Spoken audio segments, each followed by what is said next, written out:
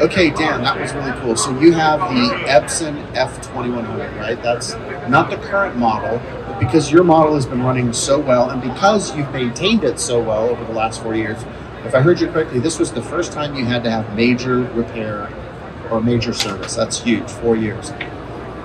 Thank you for sharing that, by the way. So as we keep moving through these questions, I want folks to know that, Dan is a one-person show, right? I mean, for the best. I mean, you do get help sometimes, friends, family, your wife, others. I've seen you at your shop, but for the most part, it's on you. You're doing it from start to finish. That's a lot. That's a lot. So if we're talking about making money with your printer, is there anything that you would want folks to know? Like, is there a shortcut? Is there an easy button? Is there, like, I just push the button and money shoots out? Any of that? Any chance of that happening? No. We would love to get a machine like that. That is true. To my knowledge, there isn't one. So it requires work. But can you tell us a little bit about, like, if I said, Dan, is it possible to make, I'm just going to use an easy number, is it possible to profit? Not just make money, but, like, be profitable. Could someone who owns this printer profit and make $1,000 a month? Yeah.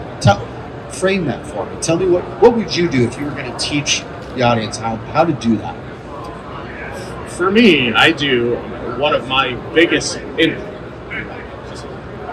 So one of my biggest things is I follow trends and I follow what's current, what's going on, and as soon as whatever, I don't say trends and apparel trends, but what's going on in sports, what's going on in social media, what's going on in politics. We're coming up on an election year. You can have all kinds of fun there, no matter spectrum or not. That's relevant, but you're coming up on an election year. There's a lot of stuff out there, money to be made in that.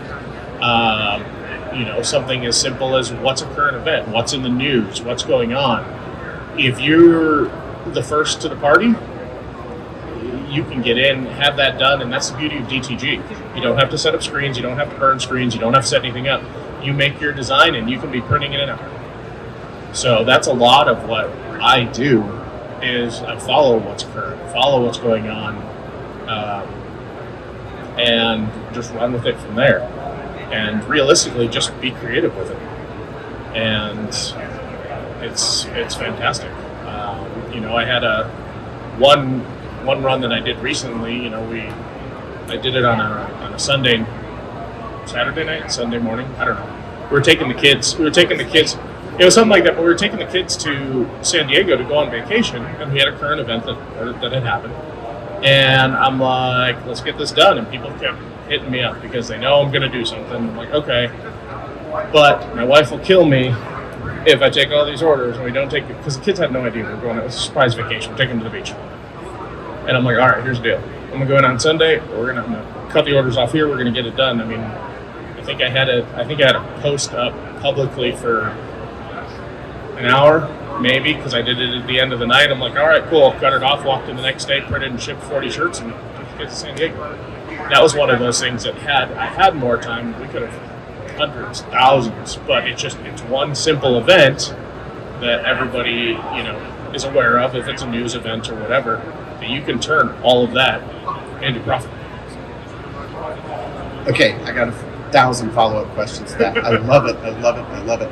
Okay, so you're taking current events, current things that happen in sports, current social memes, things that are ironic, funny, usually not, I mean, I've known you for a while, so sometimes they're on the border of dark, but in an appropriate way. I mean, for the audience, right? I mean, a PG-13, a few rated R, but nothing's going to cross too far over. And if it is, you're going to keep it for yourself and keep it personal. So, but I'm curious, like, so you went online, like, so you're just like making a post on your Facebook page? Was that what you're doing? Okay.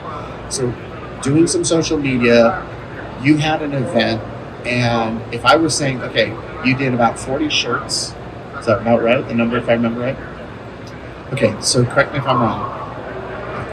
You typically, Dan is what we call affectionately in the industry a shirt snob. He is also a DTG snob. I just want to put that on the table. You like a high quality garment and you like a very good print, and you're very eager to make it look right, make it pop, colors are bright, opacity and all that. So you can talk about that if you want, but as it relates to making money, you're taking a let's give our friends at Cotton Heritage for an example. It could be somebody else. It's just who popped into my mind. It could be, I know you like AS Colors as well. Is there anybody else you want me to mention? Those are kind of a couple of your go-tos. Okay, All We Do is moving up the ladder. We love that brand too. Their black shirts are for the cost, right? Yeah. Phenomenal shirt. Great shirt for the money. So let's be generous. Let's say I have a $5 shirt. That's your cost. Okay, it could be a little bit more, but just for round numbers.